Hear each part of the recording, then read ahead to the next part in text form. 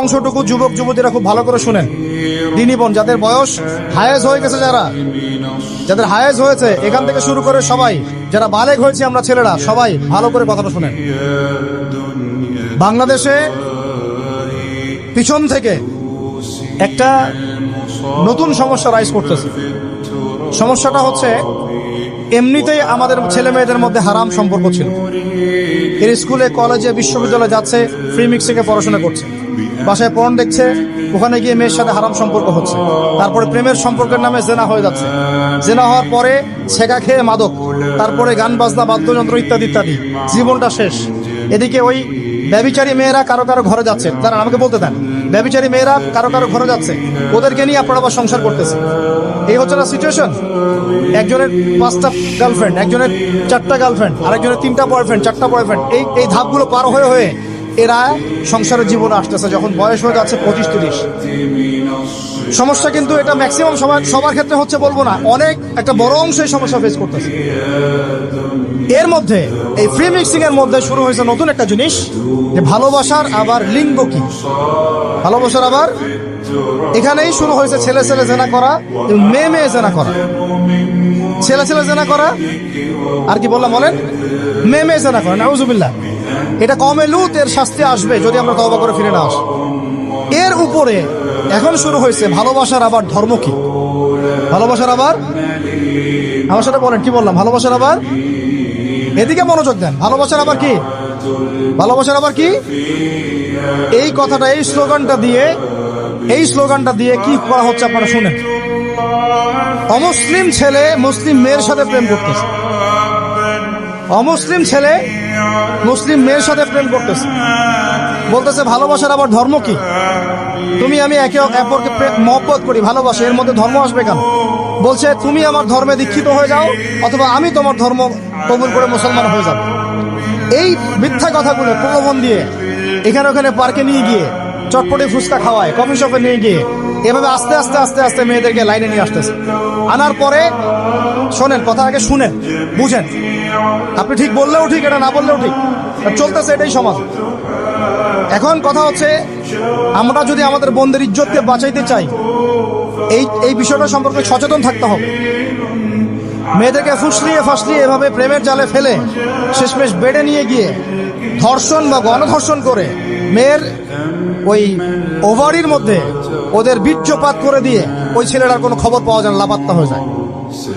কোনো কোনো ক্ষেত্রে টাকার বিনিময়ে মেয়েদেরকে পাচার করারও অভিযোগ পাওয়া গেছে। এবং এই কাজটার নাম তারা সংঘবদ্ধভাবে দিয়েছে, এর নাম নাকি লাভ জিহাদ। নাউজুবিল্লাহ। এবং বীর দর্পে ফেসবুকে পোস্ট দিচ্ছে, আজকে অমুক মেয়ের এটা করলাম, আজকে তমুক মেয়ের এটা করলাম। ভিতর থেকে একটা চক্র কাজ করতেছে, এবং এই চক্রের কেউই মুসলিম না, এই চক্রের কেউই কিন্তু মুসলিম না। বাইরে আবার পরিচয় দিতে পারে যে আমি মুসলিম, আমার নাম অমুক, নাম পরিবর্তন করে মুসলিম মেয়েদেরকে ফুসলিয়ে ফাসলিয়ে এই জেনার ফাঁদে ফেলে ওর পিছনে কিছু টাকা খরচ করে, কিছু সময় দিয়ে ওকে প্রয়োজনে ঘুমের ওষুধ খাওয়ায়, প্রয়োজনে আবার জাদুটোনা করে, বান মারে, ওকে তাবিজ কবজ করে বিছনায় নিয়ে এসে ধর্ষণ বা গণধর্ষণ করে, ওই ভিডিওগুলো দিয়ে পরে ওকে ব্ল্যাকমেইল করে, পরে ওর কাছ থেকে টাকা খাওয়া শুরু করে। কোনো কোনো ক্ষেত্রে মেয়েদেরকে পাচারও করে দিচ্ছে। আমাদের মেয়েদেরকে বলতেছে, কোনো অবস্থাতেই কোনো মুসলমান ছেলের সাথেও কোনো অবৈধ সম্পর্কে যাবেন না। আর অমুসলিম হলে তো কোনো কথাই নাই। অমুসলিমের সাথে আপনার কিসের প্রেমের সম্পর্ক? একটা চট দিয়ে দাঁত ফেলে দেওয়া দরকার মেয়ে। অমুসলিম ছেলের সাথে তোমার কিসের প্রেমের সম্পর্ক? পরে যখন এই ছেলেগুলো তোমাকে নিয়ে রেপ করে রাখবে, তখন তোমার আক্কেল হবে? তখন তোমাদের হুঁশ ফিরবে?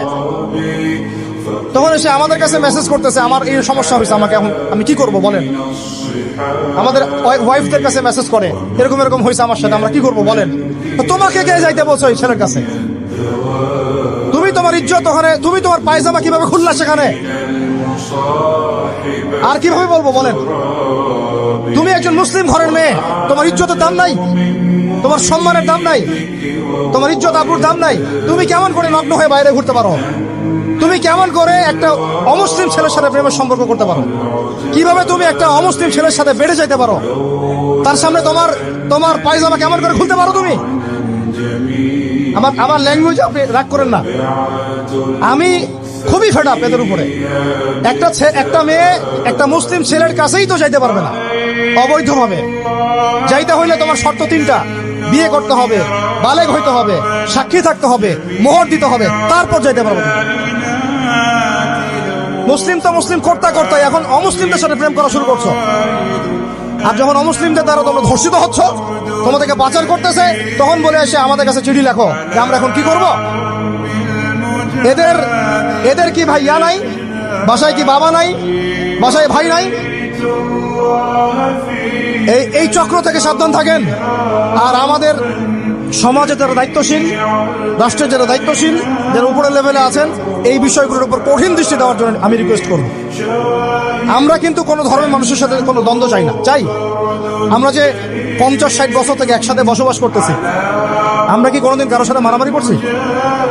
কোনোদিন দেখছেন যে খ্রিস্টান মুসলিম মারামারি হচ্ছে? ইহুদি মুসলিম মারামারি হচ্ছে বাংলাদেশে? হিন্দু মুসলিম মারামারি হচ্ছে বাংলাদেশে? দেখেছেন কখনো? এখন কি নতুন করে শুরু হলো এগুলা? আল্লাহ রাব্বুল আলামিন আমাদের দ্বীনি ভাইদেরকে বুঝদান করেন, বোনদেরকে বুঝদান করেন।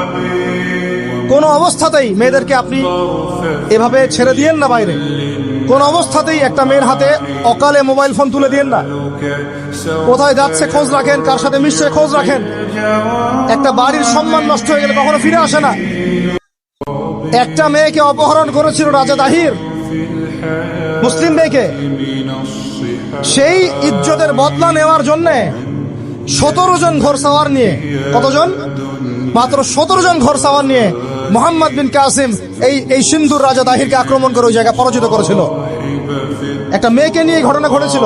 আমাদের বোনের ইজ্জতের এত বড় দাম। একজন নারী, শোনেন, একজন নারী বনু কাইনুকার বাজারে গিয়েছিলেন তার প্রয়োজনে। ইহুদি তার শ্লীলতাহানি করেছে, তার সতর খুলে দিয়েছিল একজন ইহুদি। এটা দেখে একজন মুসলিম ভাই সেখানে থাকতে না পারে ওই ইহুদির গর্দান নামিয়ে দেয়। এই ইস্যুকে কেন্দ্র করে ইহুদিরা মিলে ওই ভাইকে শহীদ করে। তখন ওই বাজারে ওই ভাই ছাড়া আর কেউ ছিল না, একজনই ভাই ছিল। এরপরে এই মামলা আসলো নবীর দরবারে সাল্লাল্লাহু আলাইহি ওয়াসাল্লাম। এটা মদিনার ঘটনা।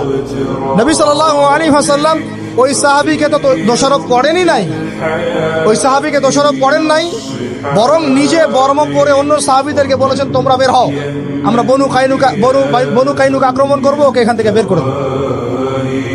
একজন দিনী বোনের ইজ্জতের বদলা নেওয়ার জন্য পুরো বনু কাইনুকার ইহুদিদের সাথে যুদ্ধ হয়েছে। আর আমাদের বোনরা স্বেচ্ছায় ইজ্জত বিলি দিচ্ছ।